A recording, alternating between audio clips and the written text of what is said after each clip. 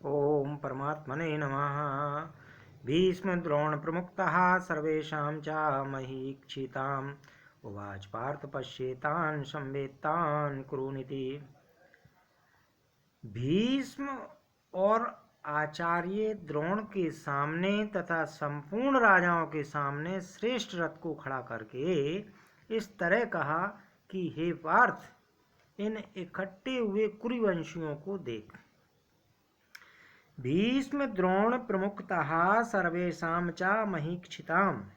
उस रथ को भी भगवान ने विलक्षण चतुराई से ऐसी जगह खड़ा किया जहां से अर्जुन को कौटुंबिक संबंध वाले पितामह भीष्म, विद्या के संबंध वाले आचार्य द्रोण एवं कौरव सेना के मुख्य मुख्य राजा लोग सामने दिखाई दे सकें।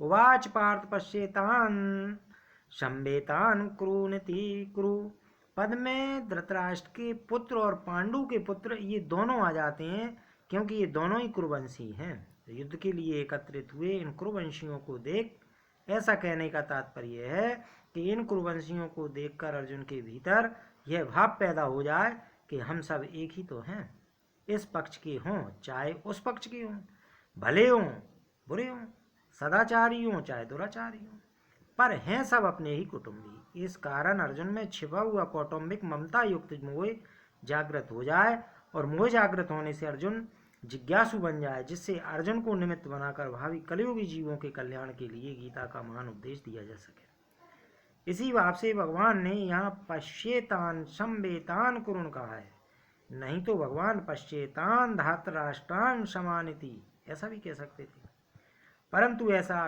कहने से अर्जुन के भीतर युद्ध करने का जोश आता, जिससे गीता के प्राकट्य का अवसर ही नहीं आता और अर्जुन के भीतर का प्रसुप्त कौटुंबिक मोह भी दूर नहीं होता, जिसको दूर करना भगवान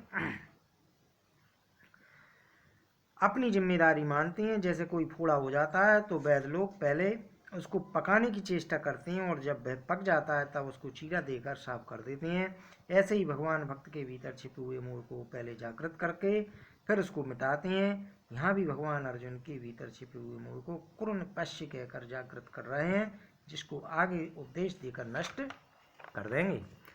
अर्जुन ने कहा कि इनको मैं देख लूं, निरीक्षे अवेक्षे, अतः यहाँ भगवान को पश्य तू देख ले ऐसा कहने की जरूरत ही नहीं थी। भगवान को तो केवल रथ खड़ा कर देना चाहिए थी, परंतु भगवान ने रथ खड़ा करके अर्जुन के मोह को जागृत करने के लिए ही कुरुन पश्य, इन कुरुवंशियों को देख ऐसा कहा। कौटुंबिक स्नेह और भगवत प्रेम, इन दोनों में बहुत अंतर है।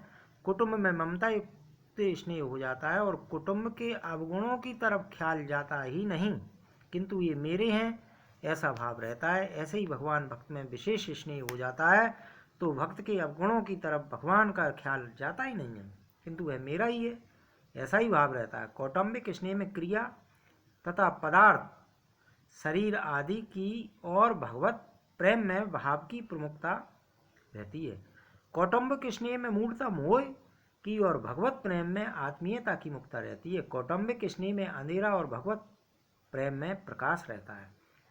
कौटुंबिक स्नेह में मनुष्य कर्तव्यच्युत हो जाता है और भगवत प्रेम में तल्लीनता के कारण कर्तव्य पालन में विस्मृति तो हो सकती है, पर भक्त कभी कर्तव्यच्युत नहीं होता।